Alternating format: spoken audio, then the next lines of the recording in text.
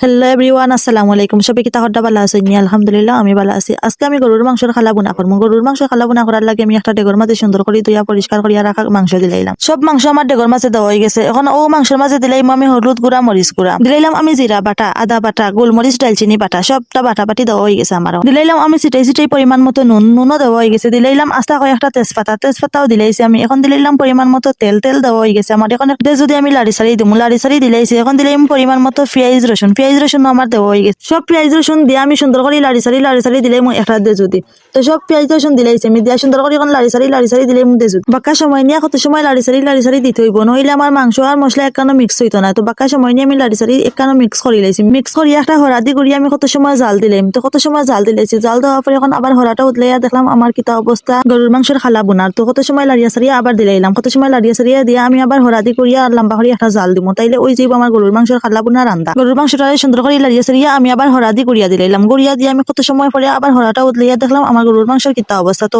দেখলানি খুব সুন্দর লোভনীয় আমার গরুর মাংসের খালা বোনা রান্দা হয়েছে। এখন আমি এই খালা বোনাটারে সুন্দর করে লাড়ি সারি দিলে একটা দজি লাড়ি সারি না দিলে আবার খালা বোনার তলে দিয়ে মুড়ো ধরে লইব। মুড়ো ধরে লইলে আর খাইতে স্বাদ লাগতো না, মজাও লাগতো না। তো আমি কত সময় লাড়ি সারি দিয়া আবার একটা হরাদি করিয়া দিলাইছি। এখন আমি একটা বেরোতি ধরিয়া আমি গ্যাসের উন্তাল থেকে নামাই দিব আমার গরুর মাংসের খালা বোনার। আমার ভিডিওটা যদি আপনার কাছে ভালো লাগে থাকে তাহলে লাইক কমেন্ট শেয়ার দিয়ে পাশে থাকবে।